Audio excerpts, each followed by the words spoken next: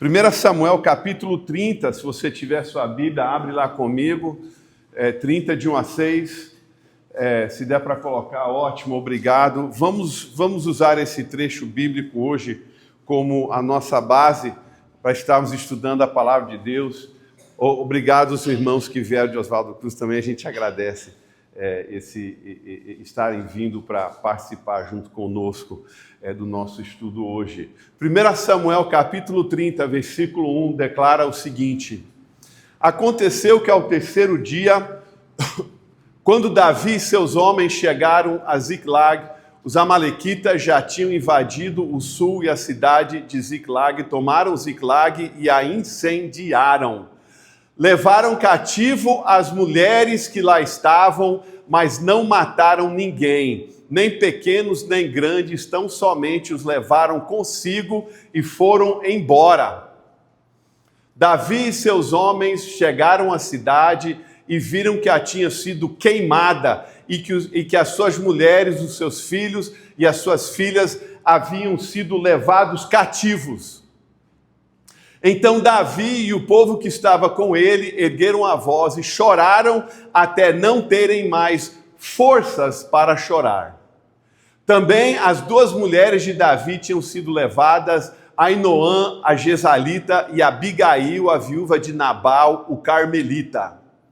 Davi ficou muito angustiado, pois o povo falava em apedrejá-lo, porque todos estavam amargurados, cada um por causa de seus filhos e suas filhas, mas Davi se animou no Senhor, o seu Deus. Ó Pai, estamos na Tua presença, usa a Tua palavra hoje para falar profundamente aos nossos corações. Cada pessoa que se achegou até a Tua casa hoje, ansioso para nos reunirmos juntos, estarmos aprendendo aquilo que Tu tens para o nosso coração, para a nossa vida, Pai. Nós possamos sair daqui enriquecidos pela Tua palavra, como ela é poderosa, ela é mel, Pai, ela é água, é pão, ela é luz para os nossos caminhos, Pai, lâmpada para os nossos pés. Então, que hoje ela possa se apoderar do nosso íntimo, encontrar moradia lá no meio do nosso coração, no fundo da nossa alma, Pai,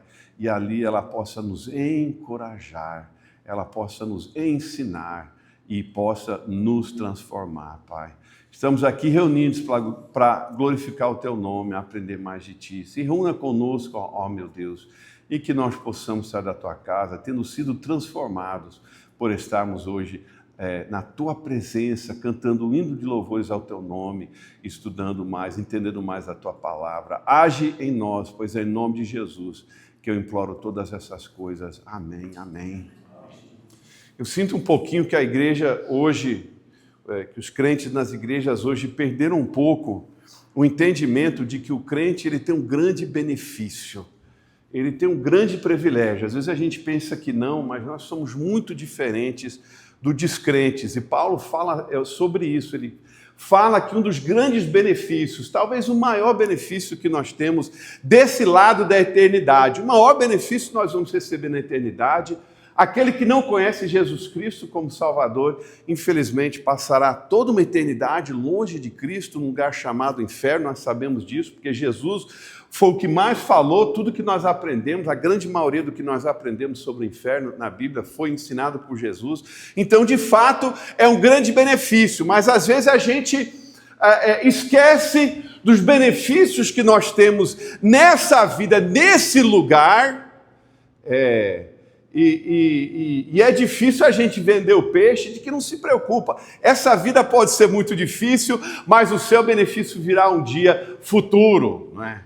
E esquecemos de que nós temos um grande benefício hoje, que Jesus Cristo nos proporciona. Isso é de fato esperança, né?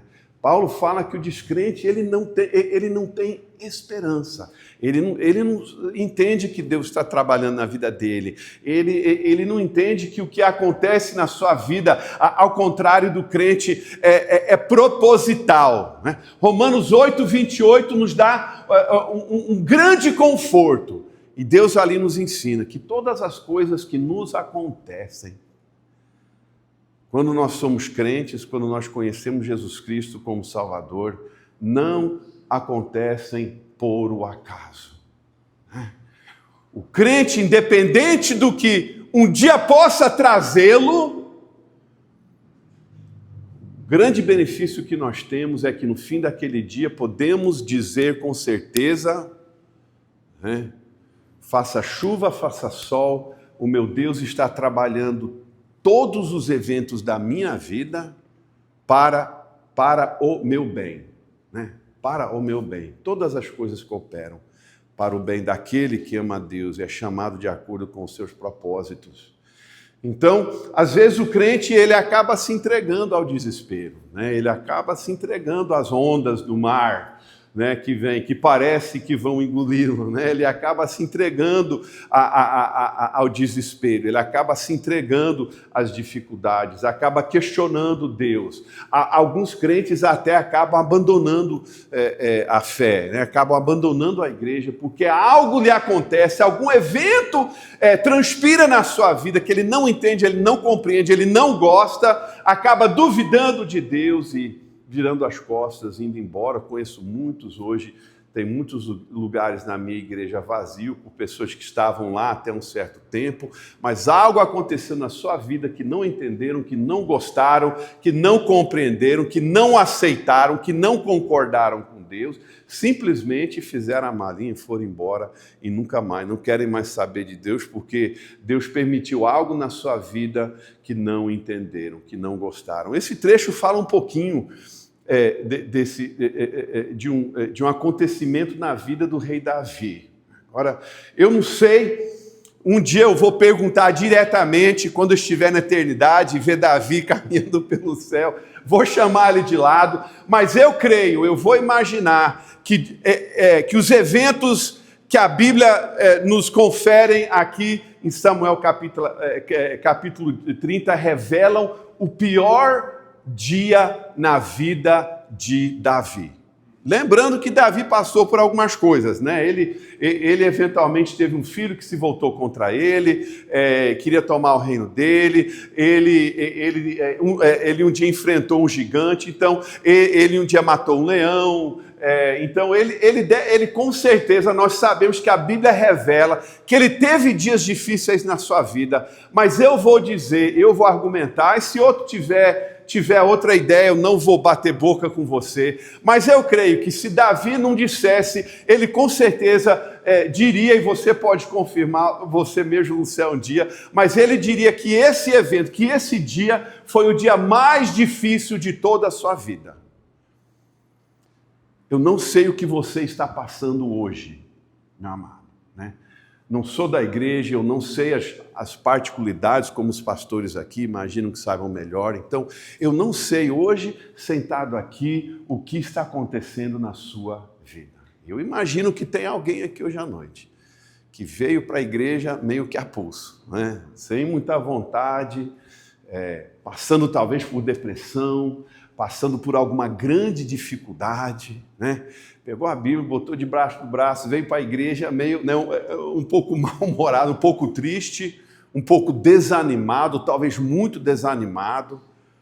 Talvez o seu telefone vai tocar, hoje ou amanhã, com alguma notícia, algum falecimento de alguma pessoa íntima sua.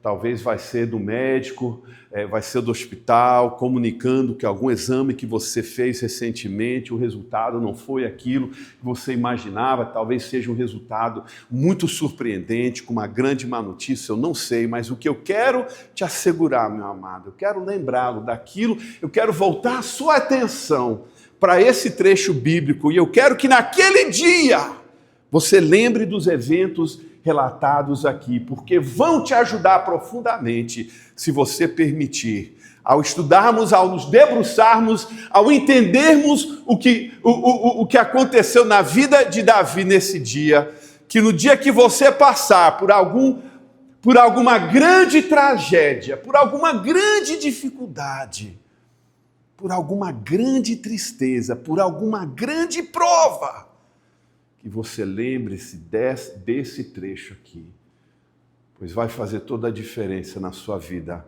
naquele momento. Vamos entender um pouco do contexto, dos eventos que nos levam até esse trecho. Eu vou relatar um pouco, não dá para ler porque os últimos 3 ou 4 capítulos de Samuel são os que nos levam até os eventos relatados aqui em 1 Samuel capítulo 30. Né? O que é que está acontecendo aqui? O rei Davi está numa fase muito estranha da sua vida. O rei Saul já foi informado de que Davi vai estar tomando o seu lugar. Ele não gostou da ideia, ele quer continuar sendo rei, ele quer que os seus filhos continuem sendo rei, mas ele já descobriu, ele já foi informado que Deus já tomou a decisão que ele seria afastado, que ele seria eliminado do posto e que quem iria tomar o seu lugar seria o futuro rei Davi. Não é rei ainda nos eventos aqui. E a reação dele, em vez de aceitar a notícia, é que ele decide matar Davi. Ele acha que, ao contrário do que Deus já predeterminou na mente dele, se eu matar aquele que Deus designou como meu substituto, aquele que vai acabar ficando no meu lugar, então o meu plano de vida vai poder continuar. Então ele monta um mini exército, né? Ele monta um contingente de soldados. Vamos imaginar aí 1000 soldados, e ele fala, olha, eu quero que você saia no mundo, procura Davi, mata ele aonde ele estiver, mata ele sem dó, não quero o prisioneiro, aonde você achar ele, mata ele, me traz o relatório, e não volta para casa enquanto você não matar Davi. Então Davi chega a um ponto onde ele não consegue mais achar aonde se esconder de Saul, dentro da nação de Israel. E ele acaba fazendo amizade com um príncipe filisteu chamado Ax, né? Um nome interessante, Ax, né? Um pouco bonito esse nome. E eles acabam forjando uma amizade, estranho, não sei, a Bíblia não relata como exatamente, mas eles se conhecem de algum lugar, acabam fazendo uma amizade. Ax fica sabendo que Davi não tem mais aonde se esconder Israel. Essa altura ele tem 300 homens que têm se juntado a ele, são pessoas que também, por uma razão ou outra, se acham desencantados com o reinado de rei Saul, acabam se afiliando, se juntando a Davi, e estão junto com ele, e ele tem que fugir de Israel, e ele acaba forjando essa amizade, e eles entram no acordo. Ax dá para o rei Davi uma cidade para ele morar, chamado Ziklag. Fala, Davi, vamos fazer o seguinte, eu vou dar uma cidadinha para você morar, junto com seus 300, pode trazer suas famílias, Davi já tinha 12 esposas, pode trazer os seus filhos, aqui você vai ficar protegido desse contingente que está tentando te matar de Saul. O próprio rei Saul tentou em algumas oportunidades matar o rei Davi com a própria mão e não conseguiu. Então ele fica sabendo que o rei Davi não tem mais aonde se esconder e ele oferece essa oportunidade, o qual Davi aceita. Em troca, Davi tem que fazer um trabalho mercenário para Ax. Então ele tem que lutar contra os inimigos dos filisteus, que de forma geral são os inimigos de Israel, também os amalequitas, por exemplo, e outras nações. Então Davi não tem um problema com isso, né? Ele é um grande guerreiro, ele tem esses 300 homens, ele tem que ganhar a sua vida de alguma forma, então ele aceita a proposta. Ax fala, está aqui Ziklag, só que você tem que sair e você tem que lutar junto comigo, e você vai ser um mercenário e nós vamos derrotar os nossos inimigos juntos. Em troca, eu vou te dar um pouquinho de cada guerra, né? Você vai receber um pouquinho do despojo e além do mais, você vai ter a minha proteção e você vai ter um lugar onde morar e eu vou proteger você de Saul, que está doido para te matar. Então eles entram nesse acordo. Davi agora está morando nessa cidade. Chega um dia traumático, aonde os filisteus decidem atacar logo Israel. E Davi imagina que cedo ou tarde esse dia vai chegar e ele não sabe o que vai fazer. Quando Ax chama ele e fala, Davi, hoje você vai ser mercenário e hoje a presa, a nossa vítima vai ser o seu povo, Israel. A Bíblia diz que os príncipes filisteus estão se juntando, que Israel tem que juntar um exército, que Saul está à frente desse exército e que chegou a um ponto onde vai ter uma grande batalha entre a nação de Israel e entre os filisteus, e Davi agora está no meio. Ele não sabe o que fazer. E Aques toma uma decisão, ele chama Davi para participar da batalha do lado filisteu, estranho isso, né? Contra Israel. E Davi, sem saber direito o que fazer, ele obedece à ordem. Chega um mensageiro para Davi, os seus 300 homens, enviado pelo príncipe filisteu Aques, e Davi recebe a ordem e ele decide ir aonde os exércitos filisteus estão se juntando em preparativo para lutar contra o exército de Israel, liderado por Saul. Davi chega lá com seus 300 homens, você pode ver no trecho antes desse, e os outros príncipes filisteus notam a chegada de Davi. E começa a confusão, né? Começa uma grande discussão. E os outros príncipes chamam Aques e falam: Aques, não acredito que eu vi. É verdade, Davi está no nosso meio, Davi vai lutar do nosso lado contra o seu próprio povo, e Aques fala: não se preocupa, Davi é bacana, nós somos amigos, eu confio nele, vai dar tudo certo. E eles deduzem logicamente, eles falam: Aques, isso é um absurdo. Isso no meio da batalha, Davi decide se virar contra nós, e ele vai estar no nosso meio, e ele pode facilmente, com poucos homens, destruir o nosso exército, porque ele está no nosso meio, embutido no nosso meio. Isso é uma loucura.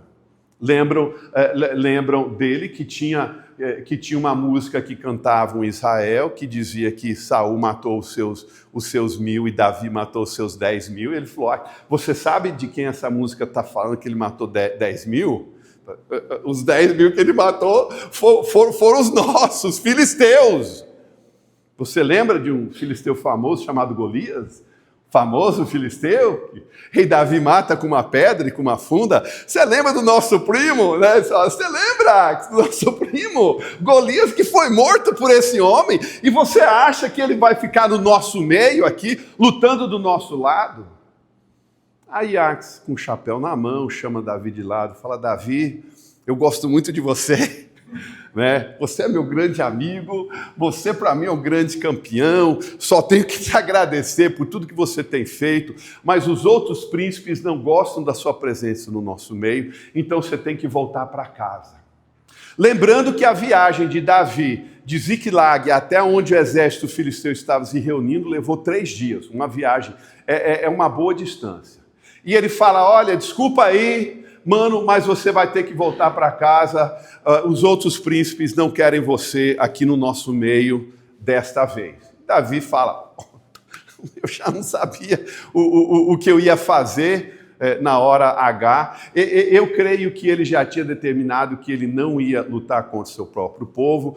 Obviamente eles têm rixa com Saul, mas Davi não vai, na hora H ele não teria lutado contra o seu próprio povo. Então ele reúne os seus 300, eles pegam lá os seus cavalos e voltam para Ziclag. Nesse meio tempo, a Bíblia diz que passou uma tropa de salteadores amalequitas, né? Como os filisteus tinham o hábito de sair conquistando, né? Despojando outras nações ou outras cidades vizinhas, outras pessoas faziam o mesmo com eles, né? Então, enquanto Davi está longe, passa uma tropa de amalequitas perto e eles percebem que os homens não estão em casa. Não sei se mandaram um espião, não sei se olharam de longe e perceberam que só tinha mulheres e crianças na cidade de Davi. Eles sabem que é a cidade de Davi. E eles sabem que eles têm uma bronca porque Davi também já matou muita amalequita. A amalequita também é inimigo consagrado de Israel há muito tempo.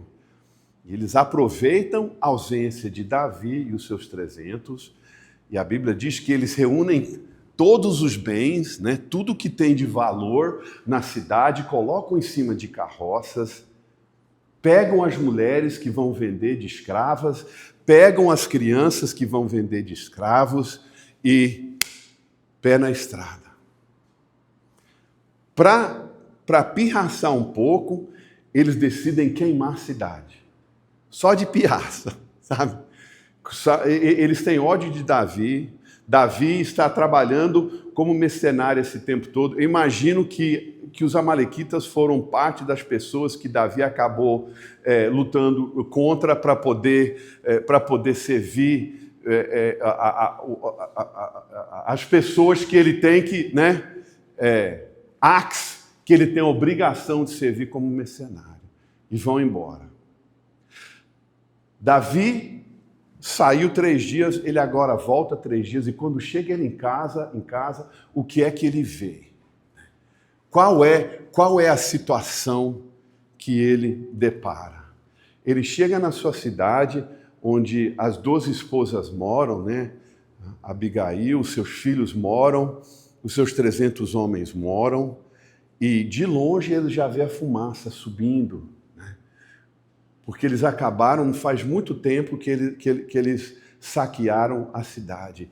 E a Bíblia diz que eles chegam, e cada um chega onde há poucos dias atrás estava a sua casa, estavam seus filhos brincando no quintal, estavam seus animais, estavam a sua esposa, estavam todos os seus pertences, toda a sua vida, e percebem que outros saqueadores vieram até aonde eles moraram, levaram todos os seus bens e agora levaram a sua família, as suas famílias como escravos.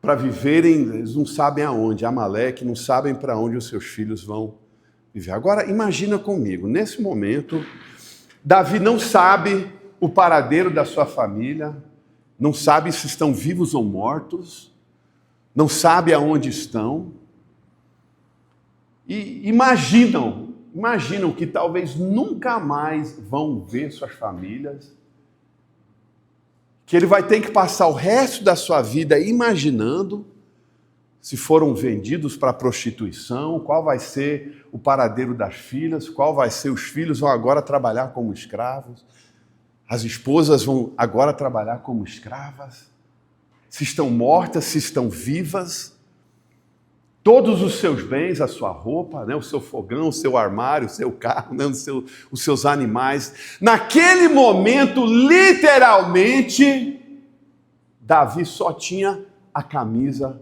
das costas e mais absolutamente nada nessa vida. Em um momento, em um instante, ele perde as esposas, ele perde os filhos e ele perde todos os seus pertences. Imagina Davi sentado nos escombros da onde a casa estava em pé há poucos dias. Imagina aquela fumaça ainda subindo dos caibros e das madeiras que edificavam a sua casa. E a Bíblia diz que naquele momento Davi chorou. Não só ele, mas os 300 homens. A Bíblia diz que sentaram no chão e choraram até não terem mais lágrimas para chorar. Imagina comigo, esses homens, eles são da marinha. Não é umas maricas, não é uns cabra, não é uns fracote não, fala a verdade, tudo calo na mão, né? É tudo, né? São guerreiros que já viram a morte muitas vezes, muito familiares com a morte, já viram amigos mortos, já mataram muito. Davi já viu muito, já participou. Eles são guerreiros e eles são homens mais bravos, mais fortes que você pode imaginar. E a Bíblia diz que sentaram todos eles e choraram, e choraram, e choraram, e choraram, e choraram, até não ter mais lágrimas para chorar. Meu amado, você já teve um dia na sua vida que você chorou tanto que não tinha mais lágrimas para chorar? Eu já tive, vou ser sincero. Eu já tive alguns dias na minha vida que as lágrimas acabaram, né? Enterrei uma filha de 13 anos, morreu de um embolismo pulmonar, uma coisa muito, muito repentina. 13 anos depois, enterrei a mãe dela no mesmo lugar. Descobrimos um tumor no cérebro dela, um glioblastoma. Descobrimos dia 8 de abril de 2022, no dia 2 de maio, ela faleceu. 3 semanas e meia, do começo ao fim. Né? Para piorar um pouco, Davi tem que reconhecer, né, que não somente perdeu a família dele, os bens dele, mas ele é culpado, ele é responsabilizado pelos seus 300 amigos.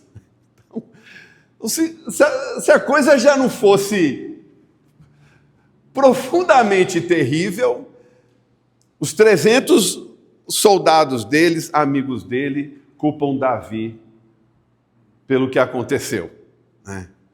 Eles alegam naquele momento, é interessante, nós sabemos historicamente que Davi é um homem que era muito reconhecido pela sua liderança, né? A Bíblia dá um evento onde ele depois na vida dele estava com saudades de beber água do poço em Belém, a sua cidade natal, que naquele dia, naquela ocasião, estava sendo invadida por uma outra nação, e ele comentou em voz alta uma vez: puxa, eu estou com tanta saudade de tomar água daquele poço, e que soldados dele, que seguidores dele, que homens dele, foram comovidos com um comentário, arriscaram a própria vida para ir até aquele poço, naquele dia, e tirar água para trazer para Davi. Ele era um homem, ele era um líder exímio, ele era famoso, né? Tinha uma fama muito grande por poder mobilizar homens, por poder liderar homens. Ele era um líder espetacular. Né? Homens, por alguma razão, não sei, nós sabemos que ele era um músico muito bom, né? Tem o pastor Roberto, um músico muito bom, ele era um poeta, ele era um estadista, ele era um soldado, né? Exemplar, e por todas essas razões, ele era um homem que era fácil de seguir, ele atraía as pessoas, eles queriam segui-lo naturalmente. Mas nesse dia acontece uma coisa que não vemos em nenhum outro lugar da Bíblia.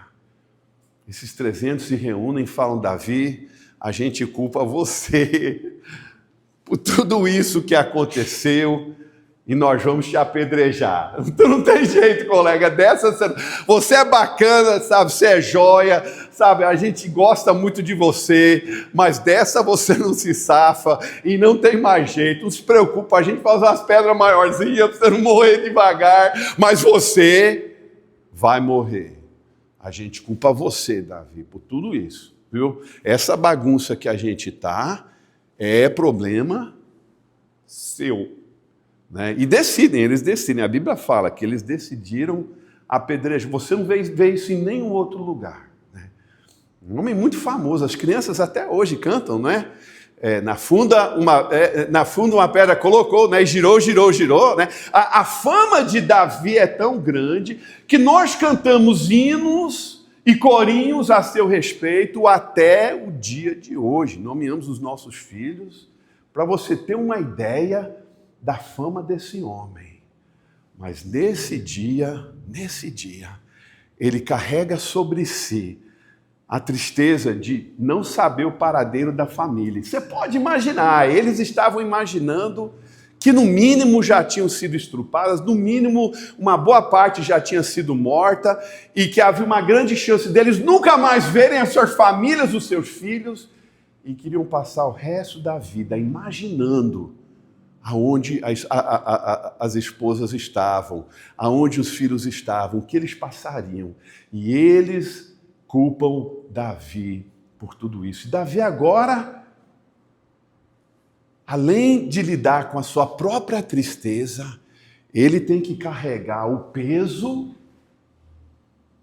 da culpa dos seus 300 amigos que estão passando pela mesma tristeza, pela mesma dificuldade. O que é que o rei Davi fez nesse dia, né? O rei Davi podia ter simplesmente caído ali no chão, entrado na depressão, né? Fechado os olhos, se desmoronado. Já vi pessoas passarem, né, por isso, simplesmente desmontarem, passar por alguma situação muito difícil e simplesmente se desesperarem. O rei Davi não faz isso, né? Qual é a reação do rei Davi? Talvez ele teria saído pelos fundos. Eu não sei, acho que talvez isso seria a tentação para mim, né? Eu acho que eu vou sair de mansinho quando ninguém está olhando, né? Eu acho que eu vou fugir, eu vou embora desse lugar, ninguém nunca mais vai me achar. Alguns crentes fogem dos seus problemas quando aparecem, né? Simplesmente vão embora, abrem mão. Ele não faz isso.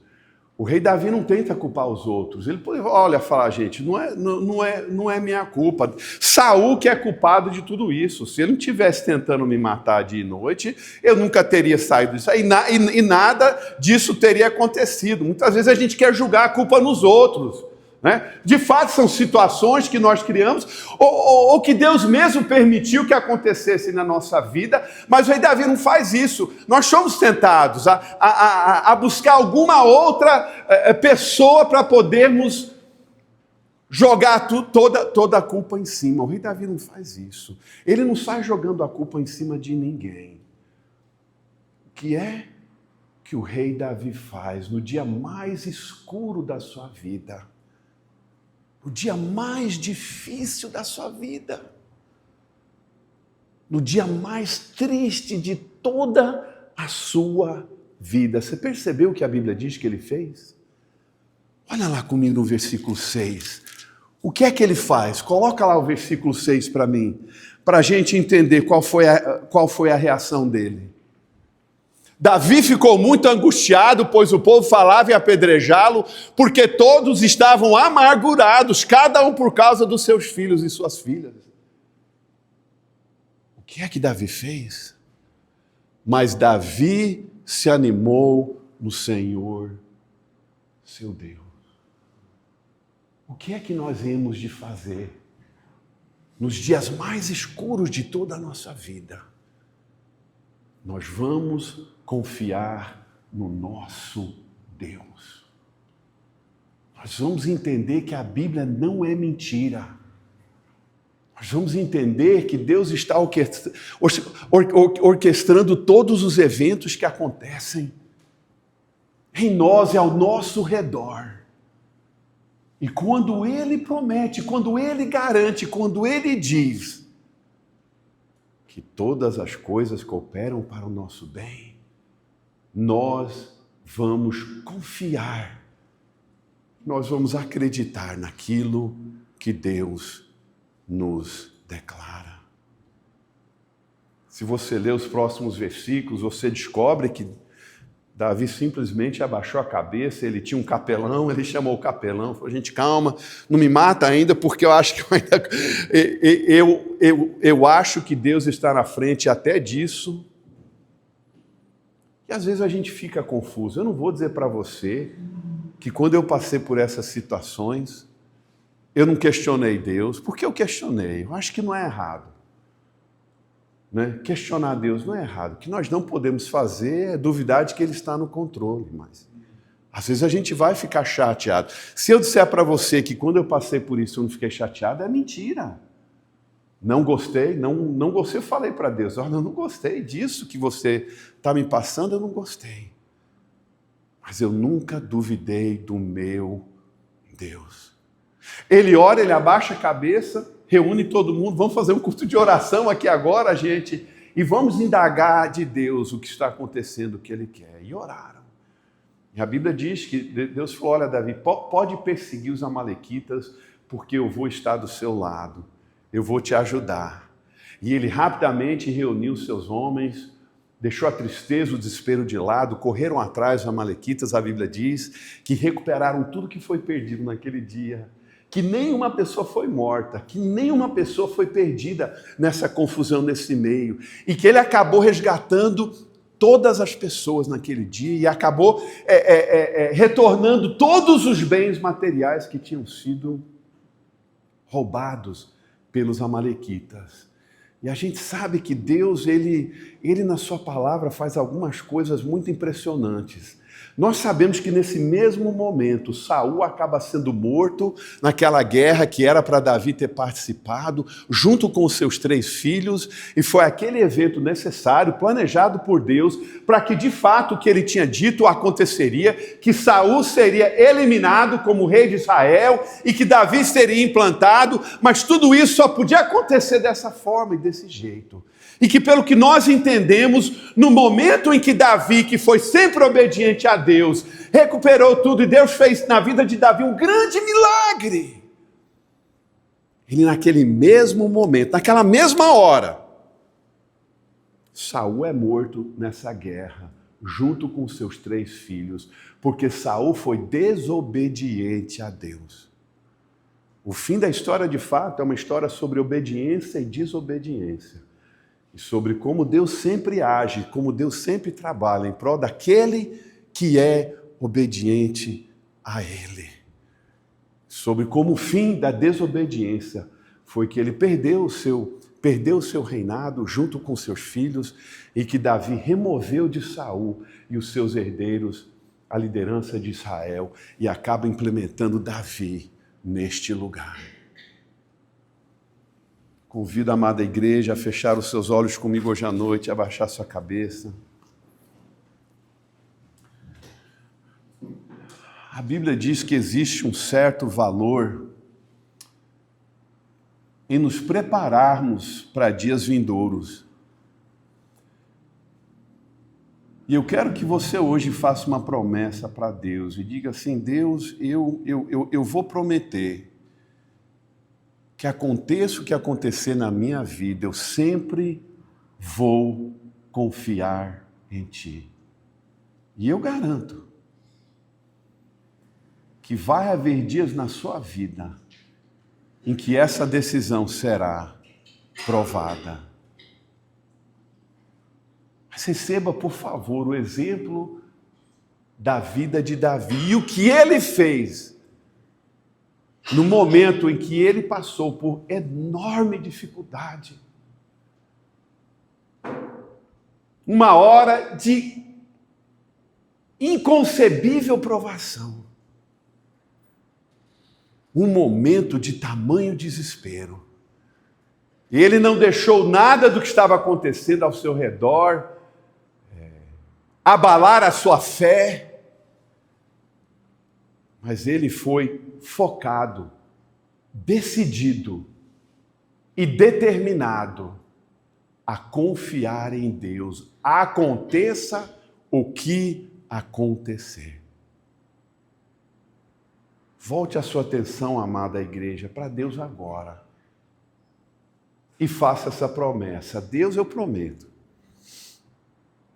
que no dia da minha maior provação, no dia da minha maior dificuldade, seja o que for, eu vou confiar em Ti. Que é de fato um dos maiores benefícios que nós temos como crentes. O descrente não sabe por que as coisas acontecem, ele não entende, ele não compreende, ele desespera, ele desanima, ele entra em depressão, ele entra em choque. O crente não. Porque como Davi, nós temos essa certeza que vai nos apoiar, que vai nos ajudar a resistir naquele dia.